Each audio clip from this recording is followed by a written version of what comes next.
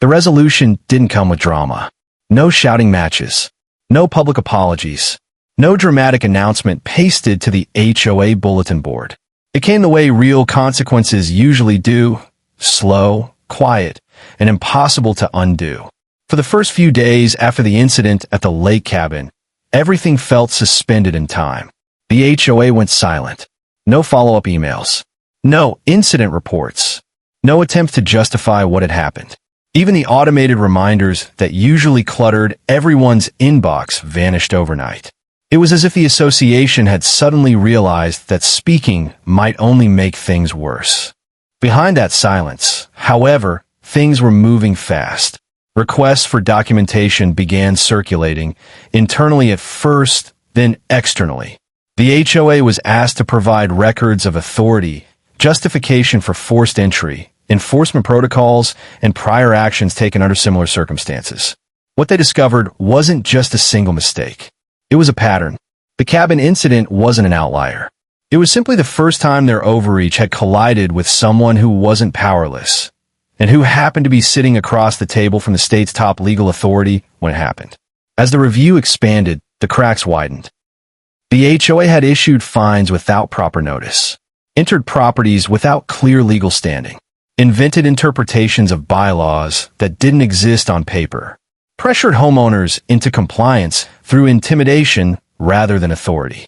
None of it had been challenged seriously before. Most people paid. Some argued and lost. Others sold their properties and left. That silence had protected the HOA for years. Now it was condemning them. The first visible change came quietly. A short notice appeared on the HOA portal stating that all enforcement actions were temporarily suspended pending an internal and external review. No explanation. No timeline. Just a pause. That pause was seismic. Residents who were used to reacting, scrambling to fix violations, paying fines to avoid escalation, suddenly had space to observe. And once people stop reacting, they start thinking. Questions spread through the community. Who approved enforcement actions? What authority did the HOA actually have? How many fines had been issued without proper process? Attendance at meetings dropped, then spiked. Some came out of curiosity. Others came angry. Many came with paperwork. And for the first time, the board didn't control the room. Karen's presence changed too.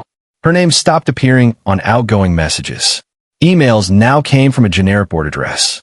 Her once confident tone was gone, replaced by carefully worded statements that said a lot without committing to anything at all.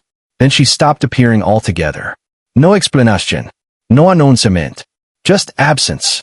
Weeks later, the official outcome arrived. The HOA was found to have exceeded its authority in multiple documented cases, including the forced entry at the lake cabin. Their enforcement procedures were deemed inconsistent with state law. Oversight was imposed. Mandatory policy revisions were ordered. Training requirements were enforced for all board members. And Karen was removed from her position immediately. Not asked to resign. Not encouraged to step aside. Removed. Her tenure ended without ceremony. No farewell message. No acknowledgement of service. Her name was simply gone, scrubbed from the website, removed from records, erased from leadership listings as if it had never belonged there. The board was restructured under supervision. New leadership was appointed with strict limitations. Enforcement powers were reduced. Entry permissions were clarified in plain language and distributed to every homeowner. Appeal processes were standardized. Every future action required documentation, notice, and verification. The HOA didn't disappear. It transformed, and it did so out of necessity, not choice. The neighborhood felt the change almost immediately. The tension that once hovered over daily life began to lift. People stopped whispering about violations. Lawns stayed imperfect without consequence. Cabins remained undisturbed. The atmosphere shifted from controlled to cautious, then gradually to cooperative. When intimidation disappears, community has room to breathe. As for the lake cabin, it returned to what it had always been meant to be: private, peaceful, untouched. No surprise visits. No inspections. No letters taped to doors. Ownership restored not just in theory, but in practice. But the true impact wasn't personal comfort. It was precedent. The HOA had learned, publicly and irreversibly, that authority borrowed from habit collapses under scrutiny. That power exercised without boundaries attracts attention from entities far more powerful than a neighborhood board. That silence isn't compliance, it's simply waiting. And once silence breaks, everything changes. The residents learn something too, that just because a rule is enforced doesn't mean it's valid. That confidence doesn't equal jurisdiction. That asking the right question can unravel years of unchecked control. The story spread quietly at first. A conversation at a dock. A comment at a meeting. Then beyond the community. Other HOAs. Other boards. Other neighborhoods paying attention. Not because of revenge, but because of correction. This wasn't about humiliating someone in power. It was about reminding them that power has limits. And limits matter.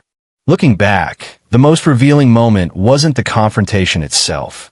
It wasn't the legal review. It wasn't even the shock on Karen's face when she realized she had crossed a line she couldn't step back over. It was how fast everything unraveled once the illusion cracked. Authority that relies on intimidation cannot survive daylight. It depends on people believing they have no choice. The moment someone realizes they do, the balance shifts permanently. So here's the takeaway that matters, not just for HOAs, but for any system built on unchecked authority. Rules are not power. Titles are not permission. And confidence is not control. If someone claims authority over what you own, ask why. If they enforce rules they can't clearly explain, ask who benefits. And if an organization relies on silence to function, remember this. Silence is a choice. And breaking it calmly and deliberately is sometimes all it takes to change everything. Because once accountability enters the room, entitlement doesn't argue. It retreats, quietly, and it doesn't come back.